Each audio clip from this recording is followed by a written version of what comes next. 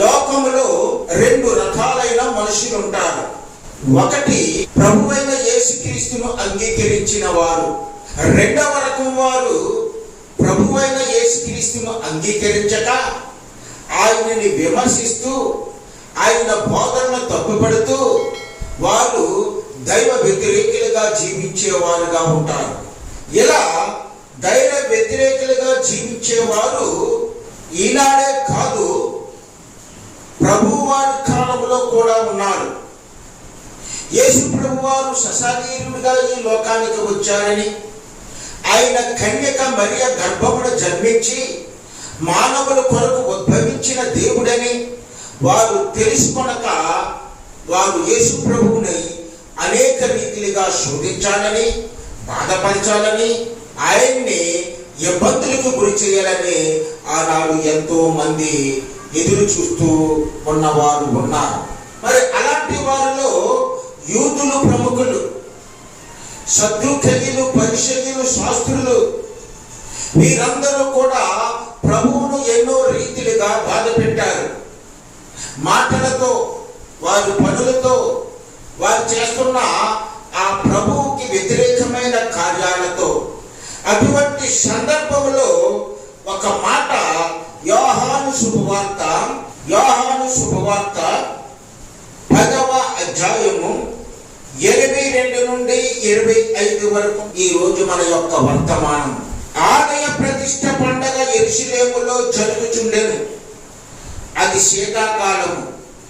అప్పుడు యేసు దేవాలయంలో సొలొమోను మండపమున తిరుగుచుండగా యూదులు ఆయన చుట్టూ పోగై, ఎంతకాలము మమ్మను సందేహపెట్టుదువు? నీవు క్రీస్తువైతే మాతో స్పష్టముగా చెప్పమనేది. అందుకు యేసు, మీతో చెప్పితిని గాని మీరు నమ్మరు. నేను నా తండ్రి నామమందు చేయుచున్న క్రియలు నన్ను గూర్చి సాక్ష్యమిచ్చుచున్నవి. యేసు ప్రభువారు శిలువకు వెళ్ళే 3 నెలలకి ముందు ఆయన్ని శోధించడం ప్రారంభిస్తారు. యూదులు ఆయన్ని అనేక రీతిలుగా శ్రమ పెట్టాలని చూస్తూ ఉంటుంటారు. ఆయన్ను తిరస్కరించేవారు కొందరు, ఆయన్ని అనుసరించడానికి వచ్చిన వారు కాదు గాని యేసు ప్రభువుని శోధించాలి, శ్రమ పెట్టాలి, బాధ పెట్టాలి అని వచ్చిన వారు. ఆలయ ప్రతిష్ఠ పండగకు యేసు ప్రభువారు వచ్చారు అని తెలుసుకున్నారు. 22వ వచనము, ఆలయ ప్రతిష్ఠ పండగ యెరూషలేములో జరుగుచుండెను. ఇక్కడ మనము చూస్తే ఒక పండగ అనేది యెరూషలేములో జరుగుతుందండి. ఆ యెరూషలేములో జరుగుతున్న పండగ పేరు ఏమిటంటే ఆలయ ప్రతిష్ఠ పండగ. ఆలయ ప్రతిష్ఠ పండగ. ఆ పండగ జరుగుతుంది. ఆ పండగకు యెరూషలేమునకు యేసు ప్రభువారు వచ్చారు.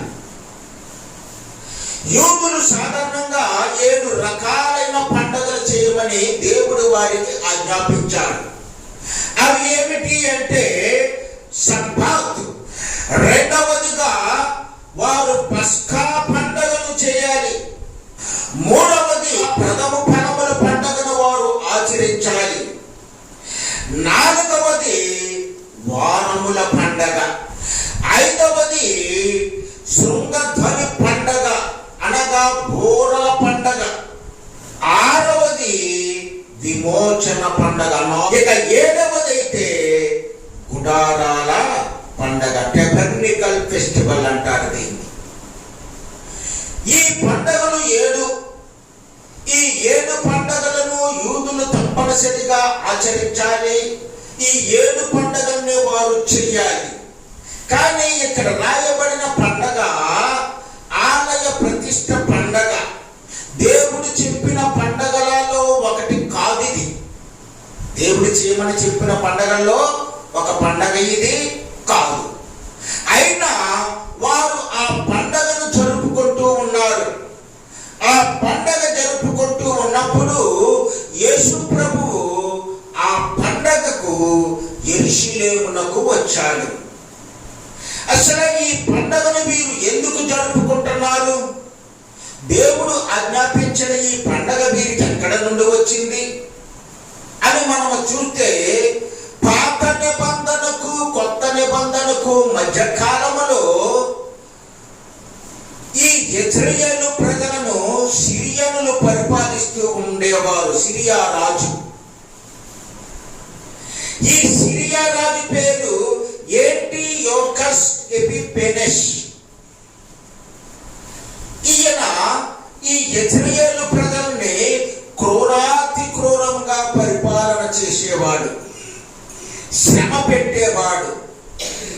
ఆ శ్రమ పెట్టడమే కాకుండా వీరి యొక్క పవిత్ర దేవాలయమును కనుగొని యెరూషలేమునకు వచ్చి, ఆ యెరూషలేములో వారి యొక్క దేవత అనగా గ్రీకు దేవత అయిన ఒలింపియస్ జియస్ అనే గ్రీకు దేవత బొమ్మను తీసుకొచ్చి యెరూషలేములో బలిపీఠం మీద పెట్టారు. బలిపీఠం మీద పెట్టడమే కాకుండా ఆ దేవాలయంలో పందిని బలిచ్చాడు. ఏమిచ్చాడు? పందినే బలిచ్చాడు.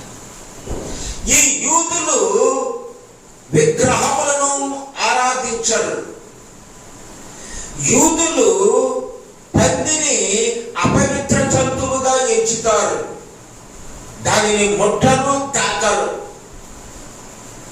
అలాంటి దానిని ఈ రాజు చేసినప్పుడు యూదులలో యోధా మక్కబియ అనే తెగకు చెందిన సోదరులు ఆ రాజు మీద, రాజు మనుషుల మీద తిరగబడి వారిని చిత్తుగా ఓడించి ఆ యూదులందరికీ ఆ రాజు చేతిలో నుండి స్వాతంత్రాన్ని తీసుకుని వచ్చారు. ఆ స్వాతంత్రం తీసుకుని వచ్చి వీరు స్వతంత్రులయ్యారు, స్వేచ్ఛగా జీవించారు. ఆ స్వేచ్ఛగా జీవించటం ప్రారంభించిన ఆ రోజును వారు ఏం చేశారంటే ఆలయమును శుద్ధి చేశారు. ఎందుకంటే అపవిత్రమైంది ఆలయం. విగ్రహముతో అపవిత్రమైంది, పందితో అపవిత్రమైంది. అపవిత్రమైన ఈ ఆలయాన్ని మీరు ఏం చేశారండి? శుద్ధి చేశారు. శుద్ధి చేసిన ఆ రోజును ఏమని పేరు పెట్టారంటే ఆలయ ప్రతిష్ట రోజు అని పేరు పెట్టారు. ఈ ఆలయ ప్రతిష్ట రోజును ప్రతి ఏటేటా యూదులు అక్కడికి చేరి మేము స్వేచ్ఛ పొందిన రోజు, మా ఆలయము శుద్ధీకరించబడిన రోజు అని పండగను ఆచరించుకోవటము ఆనాటి నుండి జరుగుతూ ఉంది. మరి ఈ పండగ ఇలా జరుగుతుంటూ ఉన్నప్పుడు ఆ పండగకు యేసు ప్రభు ఎక్కడ నుండి వచ్చారు? ఆ యోదయ పరిసర ప్రాంతాల్లో ఆయన సంచరిస్తున్నారు. బహుశా అక్కడ నుండి ఇక్కడ ఈ ఆలయ ప్రతిష్ట పండగ జరుగుతుందని చెప్పి యేసు ప్రభు దేవాలయంలోనికి వచ్చారు.